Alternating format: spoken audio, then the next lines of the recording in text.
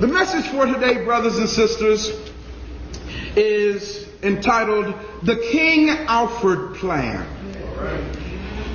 The extermination of blacks in America. One of the things that you should understand, brothers and sisters, before going any further is I want you to, prepare your psyche. Now, this message is not a spiritual one. This message is not a churchianity kind of thing. This message today is to let you know what's going on in our socio-political environment. Does everybody understand me?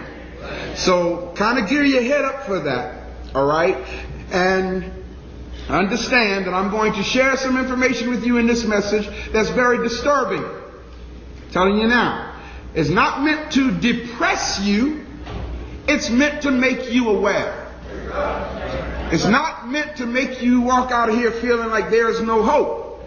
It's meant to make you walk out of here saying, I got to get busy in informing my brothers and sisters what's really going on, so that we can prepare ourselves for what is coming.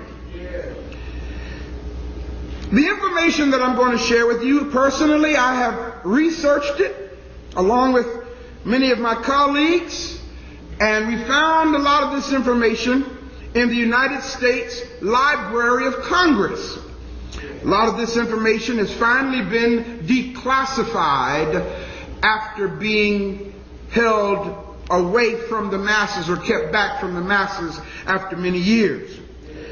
Because of the satanic, evil, and clandestine objectives contained in this program called the King Alfred Plan, it is imperative, it's necessary that those people whom God has called to be watchmen and watchwomen on the wall alert the people.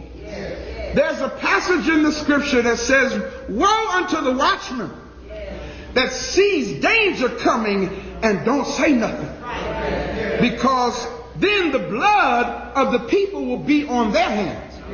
But when the watchman on the wall proclaims and cries loud and spares not and lifts up their voice, as the scripture says, as a trumpet in Zion, to show the people what's happening, if the people still fall for it, then the blood is off of the watchman's hands. So today, as the watchman on the wall, it's my duty to inform y'all of some stuff that you might not know about. Do my best, Doc. Let's go back in time a little bit. Let's go back approximately 40 years ago.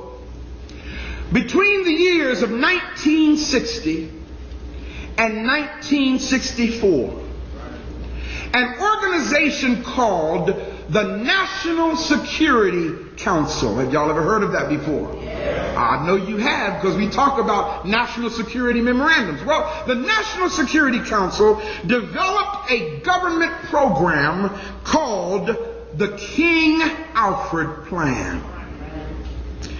This program actually details the arrest, detention, encampment, and extermination of the black and Hispanic or Latino population of this country. No other race of people have had a program written for them but the black, and of course in 1984 it was amended to include the Hispanic population. President Reagan, along with the ex-director of the Federal Emergency Management Agency, Louis Goffredo, proposed this amendment in 1984, on April 6th of 1984, And hence you have the additional code name Rex 84. It's important that you understand, brothers and sisters, why this program has been put in place. You need to understand the drastic measures that have been strategically designed for our destruction. Yes, yes. Everybody say, policy planning study. Policy planning study. Now you may want to write this down so you can go verify it. For short, it's PPS-23. Again, notice the name of this. Policy planning. Policy planning study number 23. This took place, brothers and sisters, in February of 1948. I wasn't even born then. February of 1948, a man by the name of George Kennan, Kennon, of the State Department planning staff reported, and I quote him, he said, "The United States must devise a pattern of relationships which will permit them to maintain 50% of the world's wealth, while only having 6% of the world's population." Yes, yes. You've heard me talk about national security memorandums. Well, there's another memorandum that I hadn't told y'all about. It's called National Security Memorandum 200. Now, we talked about 46, which says blacks must never be allowed to unite in this country. Well, National Security Memorandum 200, write it down, go look it up. National Security Memorandum 200 was written in 1975. Brothers and sisters, I'm not talking about stuff that just happened within the last few years. I'm talking about a program that has been in place for some time here. In 1975, a man by the name of Henry Kissinger. Have y'all ever heard him before? Yeah, he's been kind of recently in the news. In fact, he's one of Bush's boys. Henry Kissinger stated, and I quote him in National Security Memorandum, he says, quote, "A reduction of the rate of population is a matter of vital United States security, since the United States will require large and increasing amounts of materials from abroad, especially from LDCs. LDC is acronym for less developed countries. And of course, LDCs, you know where they call that? India, Africa. That's where they say the less developed countries are. So they're saying that they will take the materials from the LDCs. It goes on to say, and I quote him, "That fact gives the United States enhanced interest in the political, economic, and social stability of these supplying countries. Wherever," check out what he says, "wherever a lessening of population can increase the prospects of such stability, population policy becomes relevant to sources supplied and to the economic interests of the United States." You want to know who the terrorist is in this world? The United States government. They have been for some time, brothers and sisters. Ex-President James Earl Carter, y'all call him Jimmy Carter, fanned the flames of this program when he issued a directive to Congress on May 23rd, 1977. President Carter ordered that a 3-year study on how to reduce the world's population be implemented. This program or study was called Global 2000, the report to the president. I quote from the Global 2000 report. Here's what it says, quote, that there will be zero population growth for the whites on earth by the year 2000. Did y'all hear what I said? Their study said if we don't do something, there will be zero population growth for white folk by the year 2000. It goes on to say, and in order to preserve the survival of the white race, lands which contain resources that the United States needs must be freed of its population. Brothers and sisters, it's out there in documents, but we are so churchified, we don't know what's going on. In other words, y'all, they were trying to get you to understand. According to their projections, by the year 2000, which was 2 years ago, there was approximately 6.35 billion people on this planet. How many did I just say? 6.35 billion people on this planet. Approximately 5.2 billion were people of color. Y'all hearing this? In less developed countries. The Global 2000 program goes on to state, water will be polluted in Saudi Arabia, Egypt, and North Africa to destroy the coastal fisheries. The quote, desertification unit. In fact, they had what was called the United Nations Desertification Conference in 1977.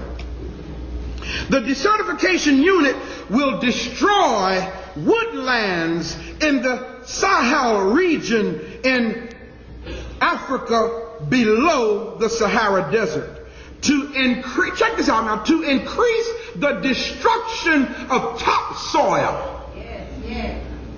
Are y'all hearing this? See, y'all, the land is so rich in Africa. You don't have to plant seeds. All you got to do is drop them. And they'll fertilize and take root and grow. So their program is to implement techniques that will destroy the topsoil and promote desert conditions. The people will, goes on to say, the people will have to resort to cow dung and field residue for fuel. Goes on to say another part of the report, fertility rates will be severely reduced. Doesn't say how though. It just says fertility rates will be severely reduced. Price of food will increase 95%. And Central Africa's food consumption will drop to 20% below the Food and Agriculture Organization standard for survival.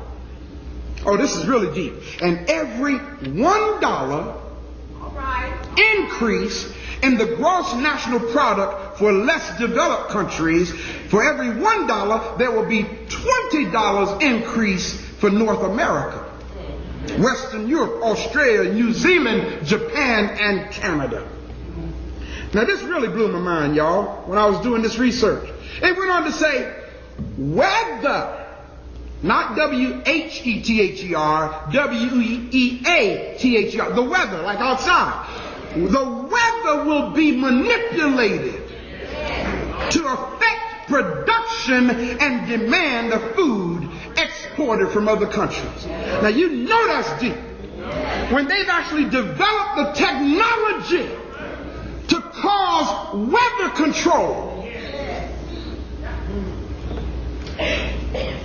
Brothers and sisters, look at the person next to you and say, we really need to open our eyes. The report also stated that although the needs of Latin America and Africa could be met, hear this, although the needs of Latin America and Africa could be met in one generation's time, the United States opted for world model number 3, which calls for, now check, this is world model number 3. This is plans that's already in place. World model number 3, which calls for massive famine in Asia and non-OPEC Africa. OPEC is oil producing, exporting countries. So if it's a country in Africa that really ain't into the oil thing, mass famine will be induced in that country. Think about this, brothers and sisters. 80% of the products currently used in the United States are taken as raw materials from non-white countries. Did y'all hear what I said? 80% of the products that's used by this country is taken out of non-white countries. Now you understand, I hope you do, why there's so much rampant starvation and poverty in so-called third world countries, especially our motherland. When I see them showing little children on television who are starving to death, this is all a part of their program. They create the crisis, they implement the starvation, then show it to you on television, and you send them your money to further finance their program. Ooh, buddy. Let's get back to the King Alfred plan, since you now understand why. You see, brothers and sisters, the point is almost here. Mark my word. The point is almost here that the plans of our white, lily white government to incite rioting and revolution among blacks and other people of color in the world, the point is almost here where the President of the United States will issue his order for the emergency. The King Alfred plan. You have it in your hands. Let's look at it right quick. Let's see what's going to happen here. They didn't write this, brothers and sisters, without a plan to make it happen. Let me say that one more time. They did not go through the trouble of writing this without a plan to pull it off. The King Alfred plan, the United States of America King Alfred plan, codenamed Rex 84. Here's what it says, and I'm going to read quickly. In the event of widespread and continuing and coordinated racial disturbances in the United States, King Alfred, at the discretion of the president, underline that, and then look at the person next and say, this is why no black man can be the president. You got to understand, people, this program was written for black people. They ain't gonna, hey, listen, I don't know. What's Secretary of State's name? Colin Powell. I don't know. He seems to be a little disgruntled, but when you got people like that supporting the white agenda, you know, it makes you wonder. They might be able to put somebody who looks black in the Oval Office. It says, at the discretion of the president, King Alfred is to be put into action when? In other words, when the president of the United States, not Congress, not the House, not the Senate, not the House of Representatives, not the Senate, when the president declares this emergency, it's to be implemented immediately. Participating federal agencies, what are they? National Security Council. What else? Central Intelligence Agency, Federal Bureau of Investigation, Department of Justice, Department of Defense, Department of Interior. Participating state agencies, what are they? National Guard units, state police. Participating local agencies are what? City police and county police, that's right.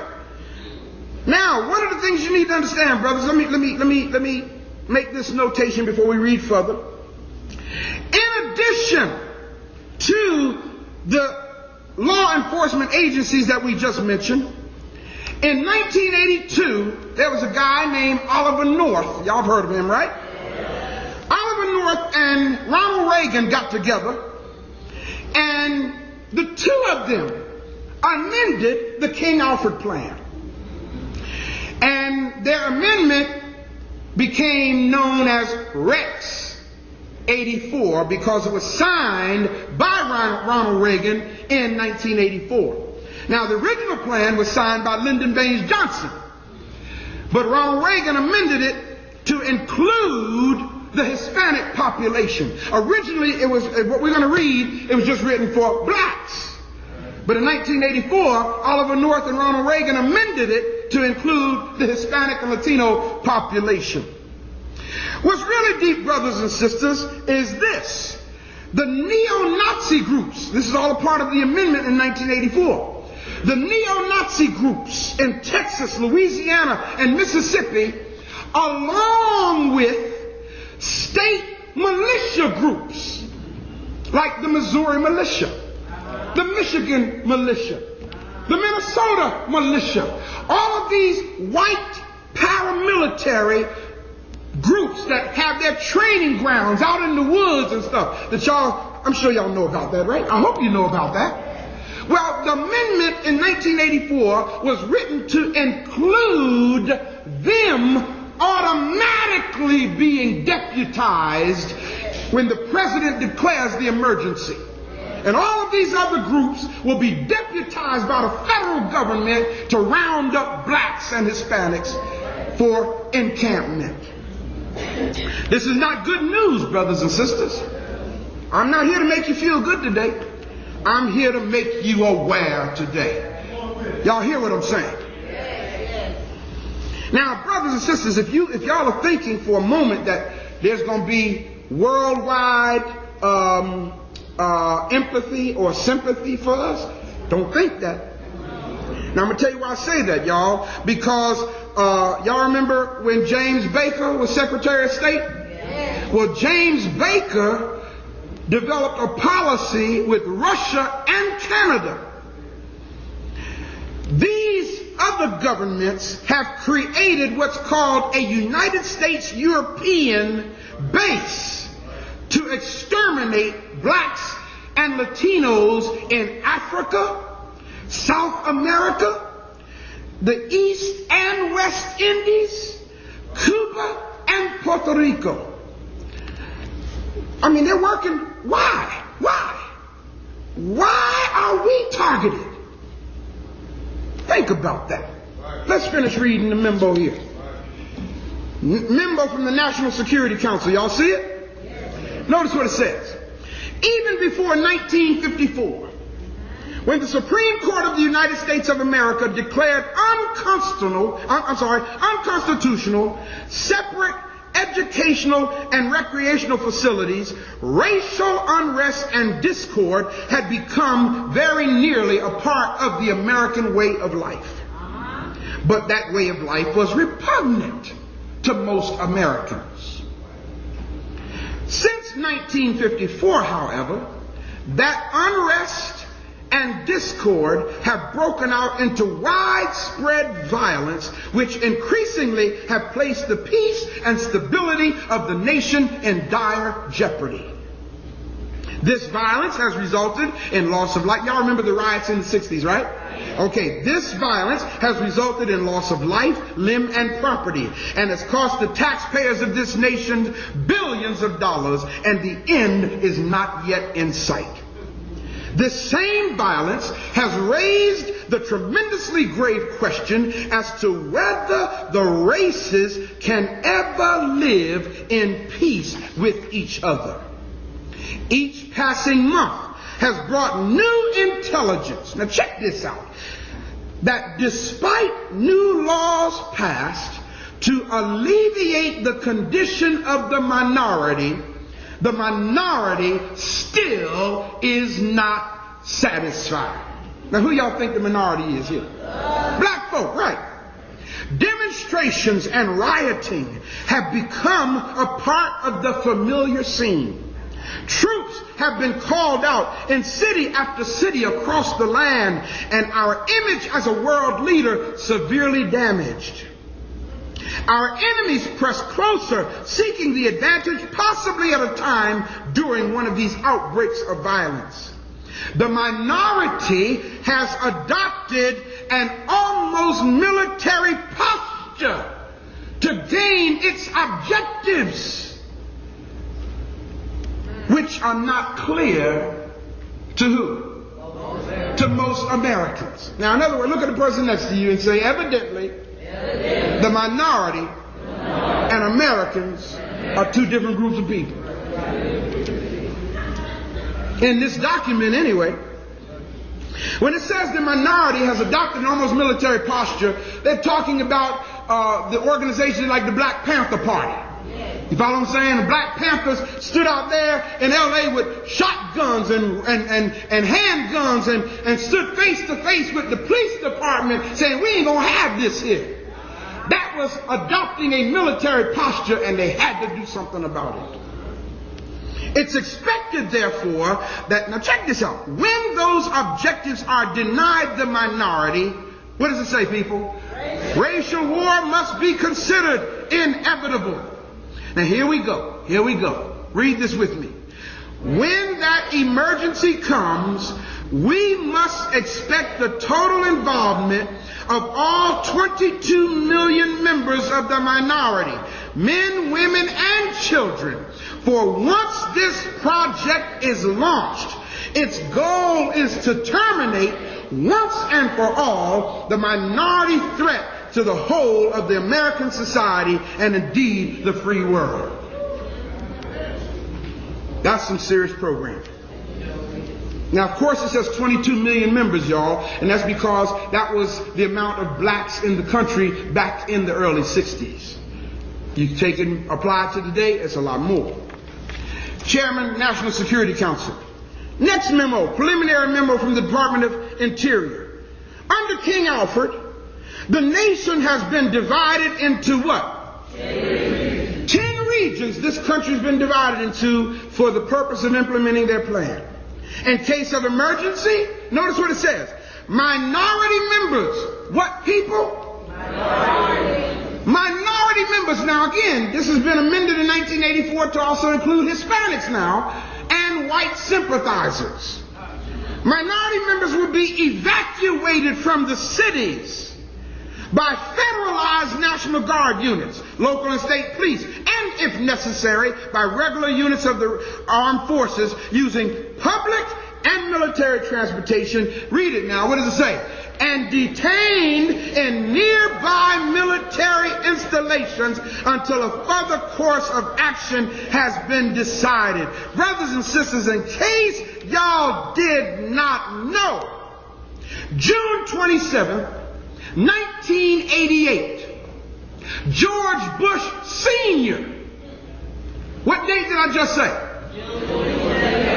June 27th, 1988. George Bush Sr. signed a document, an order proposing that military bases be turned into prisons.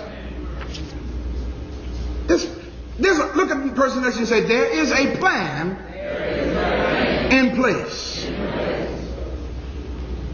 It goes on to say, The 10 regions are 1, the capital region, 2, northeast region, 3, southeast region, 4, Great Lakes region, 5, south central region, 6, deep south region, 7, deep south region 2. Must be a lot of black folk in the deep south, huh, y'all? 8, Great Plains, Rocky Mountain region, 9, southwest region, 10, west coast region. No attempt will be made to seal off the Canadian and Mexican borders. Secretary, Department of the Interior. Oh man, over the page. Combined memo from the Department of Justice. Now here's where it starts really getting specific, people. Yes, yes. Federal Bureau of Investigation, FBI and CIA. I know this ain't supposed to come from the pulpits, but I've got to tell the truth. This is why we in the shape we in. Because our pulpits are the main vehicle for keeping our people asleep. Y'all hear what I'm saying? Once the pulpits start teaching the truth, well, I know pulpits can't do it, but the people who stand behind the pulpit, once we start making our people aware, maybe we'll kind of empower ourselves. Maybe we'll say as a people, I can't just sit idly by anymore. There are 12 major minority organizations, and all are familiar with the 22 million. Dossiers or files have been compiled on the leaders of these organizations and can be studied in Washington. Check out this part, y'all. The material contained in many of the dossiers and our threat to reveal that material has considerably held in check some of the leaders. What does that mean? That means when they have dirt on the leaders and the leaders decide they want to get out of hand, they start releasing some of that dirt to the public to put those leaders back in check. How many of y'all remember not too very long ago they had this video clip on television of Al Sharpton making a drug deal? Y'all remember that? Now, y'all know how old that is?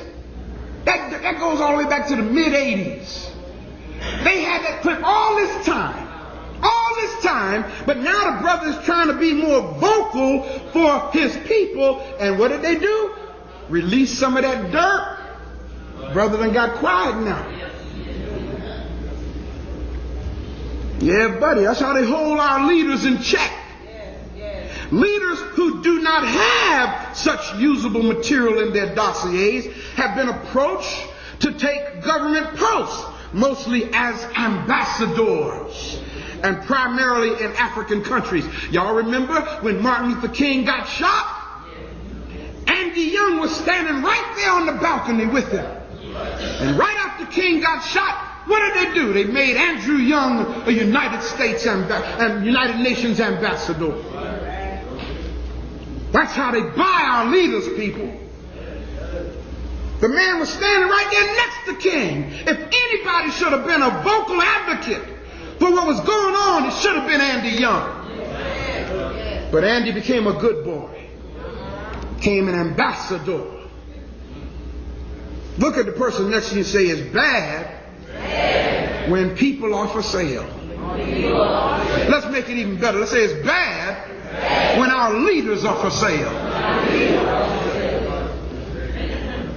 You see, brothers and sisters, the promise of these positions have also materially contributed to a temporary slowdown of minority activities. And it goes on to say, however, we do not expect these slowdowns to be of long duration. Why not? Because there are always new and dissonant elements joining these organizations. In other words, what they're saying is young folk are coming along.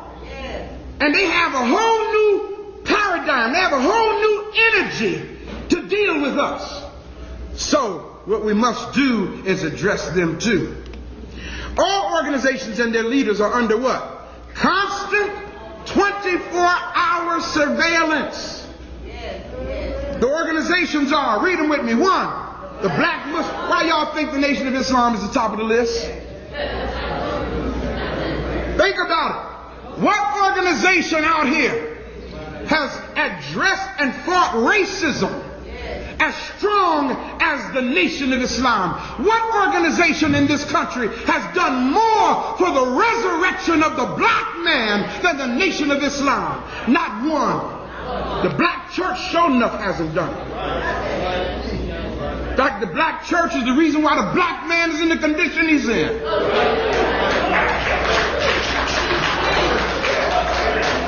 You think about it, y'all, the black church is not designed for the empowerment of the black man. The black church is designed to excite black women. That's why in the black church, music is so important. Brothers don't want to hear all that stuff. Don't get me wrong, we ain't that we don't like music. But brothers just ain't into all that emotion. And if you notice, most of the time when people are getting involved, it's sisters standing up and clapping. Brothers are sitting there saying, "Oh, I'm waiting for you to feed this." Brothers are not into feeling good. Not that we don't want to feel good, but that's not our agenda. And the black church is about emotionalism. The black church is about how do you feel when you come out the wilderness. Now, y'all know it's the truth. They ain't asking what did you know when you come out the wilderness. It's how do you feel when you come out. Oh, shucks. Black Muslims. 2, Student Nonviolent Coordinating Committee, also known as SNCC. 3, Congress of Racial Equality. 4, the Yahudu Movement. 5, Group on Advanced Leadership or GOLD. 6, Freedom Now Party. 7, United Black Nationalists of America. 8, the New Pan-African Movement. 9, Southern Christian Leadership Conference. 10, the National Urban League. 11, the National Association for the Advancement of Colored People. 12, Committee on Racial and Religious Progress. And I've added another one, y'all. 13, the African Village Center. Yeah, I had to put that there. Note, at the appropriate time. Underline those words, y'all. At the appropriate time. What does that tell you? That this thing is still in the works. At the appropriate time, to be designated by the president, the leaders of some of these organizations are to be detained. When though? Only when it is clear that they cannot prevent the emergency. Can I give you a real live example of what I'm talking about? In other words, the next time y'all decide to sit down on Route 70, okay, and they bring their Pied Piper in here to lead y'all, if he is not having an effect, then he's no more good to them. But if they can bring their boy in here and sit down with y'all and then say, all right, y'all, let's get up and go get in the paddy wagon because we made our point. And then the whole thing only lasts a good 20 minutes. That leader is still effective for their cause. Look at the person next to you and say, we got to learn how to stop allowing them to manipulate us with our illegitimate leaders. Am I making sense, people? I know this message is not going to be liked, but I got to tell it. I got to tell it. I'm tired of seeing them send their puppets in here talking good. And that's what they do every day. They just fly all over the country getting arrested.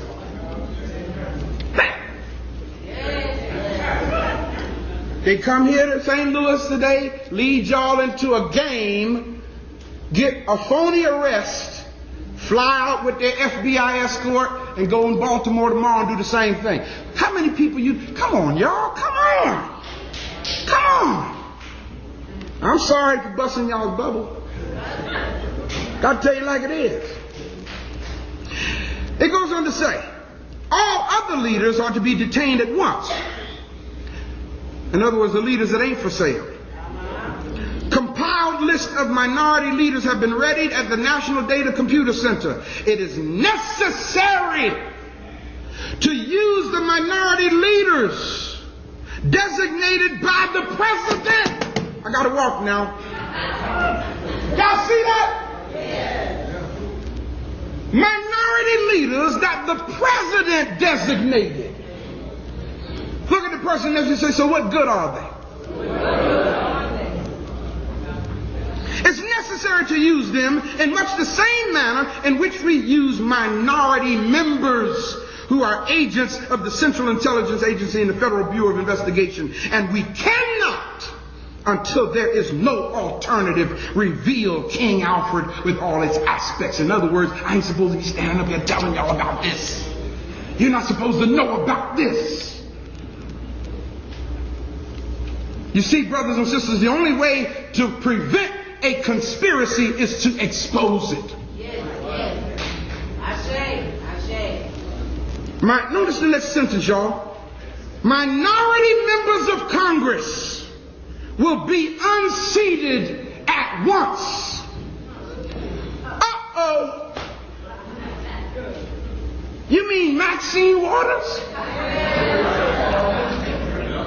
She's a sister who speaks out for us. And the law has been written that when the president declares this emergency, so what, Maxine? You just another N-I-G-G-E-R. Conyers, you just another N-I-G-G-E-R. When the president decides that y'all gotta go, all of y'all out of here. That's the law, people. Signed by the President of the United States. Let's go on to the next memo because I'm running way out of time. From the Department of Defense. This memo is being submitted in lieu of a full report from the Joint Chiefs of Staff. Now this is from the DOD now, Department of Defense. That report is now in preparation. There will be many cities where the minority will be able to put into the street a superior number of people with a desperate and dangerous will. Look at the person next to you and say, that's because we got a lot of black folk. He will be a formidable enemy, for he is bound to the continent by heritage and knows that political asylum will not be available to him in other countries. Why not? Because they done worked it out, y'all, to where you got to get their permission to leave this country now. No passport, you ain't going nowhere. In the case of a national emergency, boom, all passports are suspended. How you going to get out of the country? Yes. I got a passport. So? You think you got an important document. That's what's deep. That's just their permission for you to go. Goes on to say, the greatest concentration of the minority is in the Deep South, the Eastern Seaboard, the Great Lakes region, and the West Coast. Now, while the national population exceeds that of the minority by more than 10 times, we must realistically take into account the following. 1, an estimated 40 to 50% of the white population will not, for various reasons, engage the minority during an emergency. The reason why the white folk ain't going to try to get out there in the street and engage us is because they know they ain't going to win. No. They'll get out there in the street and they'll see Shaka Zulus everywhere. And they ain't going to stay there. No. They don't want that. Number 2, American armed forces are spread around the world. A breakout of war abroad means fewer troops at home to handle the emergency. 3, local law enforcement officials must contain the emergency until help arrives, though it may mean fighting a superior force. New York City, for example, has a 25,000-man police force. Well, now it's more like 55,000. And there are about 1 million minority members in the city. We are confident that the minority would hold any city it took for how long, though? Only a few hours. Why? Because the lack of weapons, facilities, logistics all put the minority at a final disadvantage. Now notice this next part. Before we even read this next paragraph, say this with me. Black folk don't belong in the military. Don't so. No. Now I know it's real good when you get in there and they give you room and board and everything, and you stay in there and do your time and they take care of you for the rest of your life, suppose. But Especially now? Especially now? No, and I'm going to tell you, we're getting ready to read why right now. Notice what it says. Since the Korean War, this department has shifted minority members of the armed forces to areas where combat is most likely to occur, with the aim of eliminating through combat as many combat-trained military servicemen as possible. Why is that? They can't afford to have combat military trained black folk on the streets here. There's a movie I encourage y'all to get called The Spook Who Sat by the Door. It's about a black man the first black man who became a member of the Central Intelligence Agency. And after he learned all of their skills and training, he resigned, went back to the black community, and taught all those skills to the brothers in the hood. He was a dangerous human being. They couldn't figure out where all this mess was coming from. They thought another nation had launched clandestine war against the United States. And it was brothers in the community who had learned the covert activities that the United States government had trained this brother. Today, the ratio of minority member combat deaths in Vietnam, of course this was again written back in the 60s, where they are serving as advisors, is twice as high as the minority population ratio to the rest of America. Now, here it gives a timetable for how this plan is to be implemented. Brothers and sisters, I don't know if you can even get your mind to fathom what I'm about to tell you. But here they have this thing so organized that they actually got it worked out to how they can actually round up, arrest, and detain and incarcerate all of the black people in this country in an 8-hour period. Notice what it says. Number one, local police and minority leaders in action to head off the emergency. In other words, those hand-picked leaders by the president, first thing they do, they send them in, try to get black folk to stand down. You know, now don't try to go in and tell them, don't tell them you came in there to stop them. Go on and let them march a couple of blocks. Yeah, let them march a couple of blocks. Let them sit down on the highway for 20 minutes. But then cause them to stand down. Lead them into the paddy wagons. Or talk to them and say, all right, y'all, it's time for us to go now. 2, countdown to 8 hours begins at the moment the president determines the emergency to be national, coordinated, and it's going to last a while. 3, county police join local police. That's the 7th hour. 6th hour, state police join county and local police. 5th hour, federal marshals join state, county, and local forces. 4th hour, National Guard units are federalized and held in readiness. Now, down to the 3rd hour now. Regular armed forces alerted, take up position. Now notice this, highlight this part. Minority troops divided and detained. Y'all see this?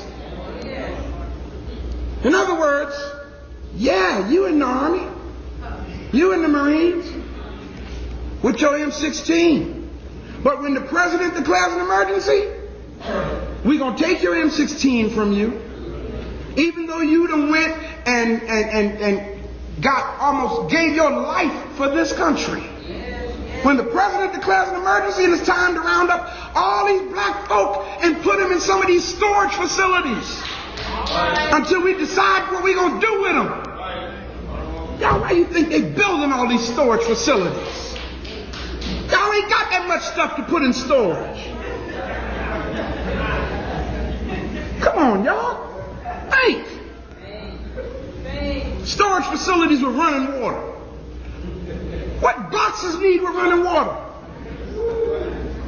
Oh, man. Minority troops divided and detained along with all white sympathizers under guard. Down to the 2nd hour. All minority leaders, national and local, detained. Why is it that they want to detain the leaders?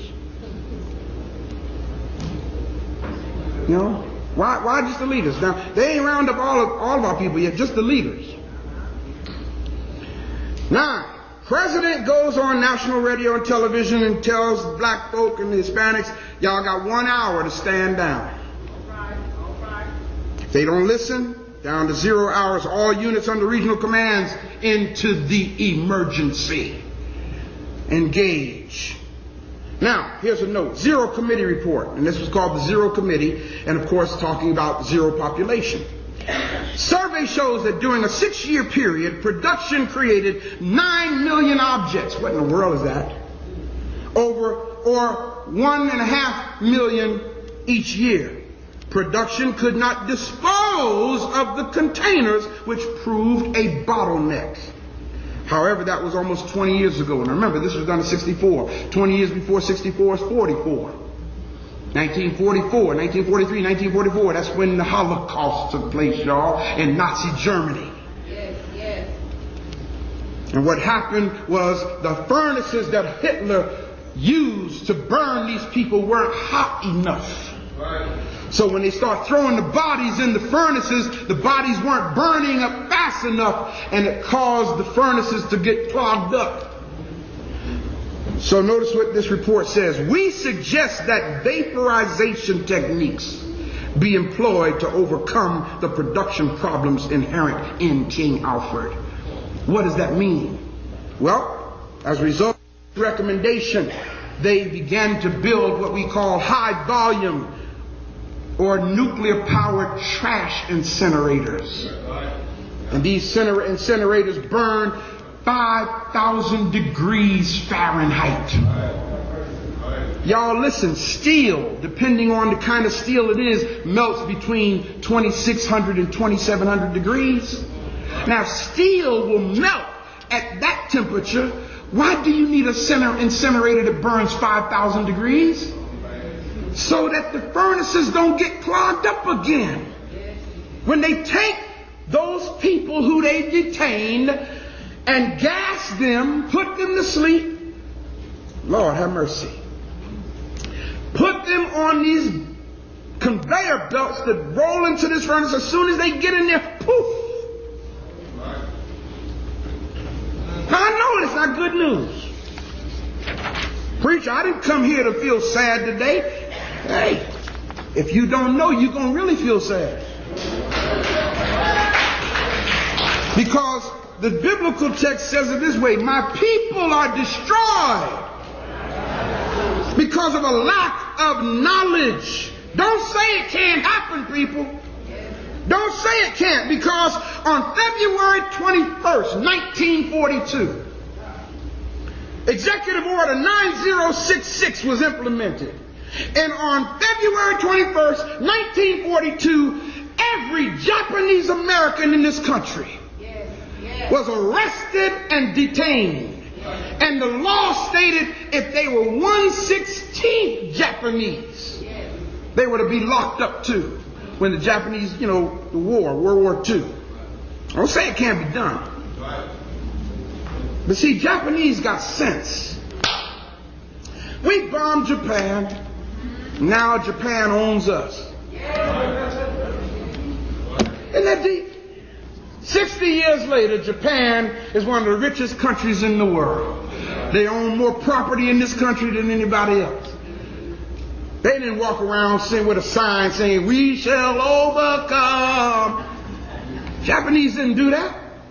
Japanese said, "I'll tell you what we're going to do. They bombed us. We're going to send our children to their schools." Now you go into hospitals and look at the majority of the doctors. Majority of doctors are now Korean slant-eyed doctors. Yeah, buddy. What I'm sharing with y'all, brothers and sisters, is a reality. I'm giving you this information, and there's a whole lot more that I could give you here. But what you must understand is the most important point here is that your government is depending on you being ignorant. Did y'all hear what I said? They're counting on our ignorance to implement their program. I'm not going to let that happen to the best of my ability. I'm going to tell it. I used to say that when I was growing up. I'm going to tell it everywhere I go. And that was a lie I was talking about. I'm going to tell it if don't nobody want to hear it. I'm going to tell it. I'm going to, a friend of mine used to say, I got to preach, and we used to say that, I'm going to tell it. And, think about that, man. I was committed to the promotion of that lie. Now I got to be as committed to the promotion and dispensing of the truth that will set my people free. You got to be committed as well. Government is counting on your ignorance. And see, they want y'all to fight back. That's what they want. See, the sooner you fight back, the quicker it gives them an excuse to declare a national emergency. You understand what I'm saying? They've been stockpiling weapons, y'all. In fact, y'all remember I told y'all about the VMAS project? Brothers and sisters, do y'all not know now that every major police department has a VMAS unit now? For those who don't know, VMAS, VMADS, stands for Vehicle Mounted Anti-Denial System. It's a weapon now that's mounted on top of the Hummers in police departments, and it's an actual microwave beam. So in other words, now, all they got to do is see a crowd of black folk, aim the beam toward the people, and pull the trigger. And it sends a microwave beam into that crowd of black folk. And what's really deep about it is the black folk are standing there and they start burning, cooking from the inside out, just like a microwave oven. But you can't run till you don't know what direction the beam is coming from, because it's invisible. It's called, don't take my word for it, it's called VMADS. Look it up. Go verify it. They didn't make VMADS for white people. They will never use the VMADS in Leduc. They'll use it in North St. Louis, though. Y'all hear what I'm saying? Now, what can we do? I know this is going to sound a little flimsy as I close. What can we do? Look at the person next to you and say, first thing is learn how to pray.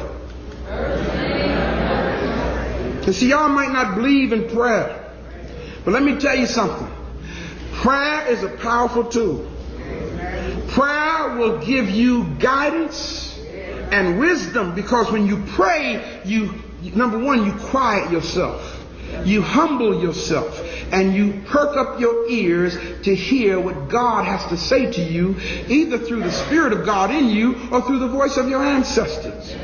I'm a firm believer, brothers and sisters, that God is not going to allow His people, those who will hear, to meet with extermination. We have come through too much. Y'all hear what I'm saying? And we're still here.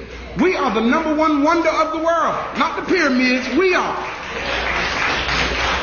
Pyramids was the number one wonder, but see, they're trying to,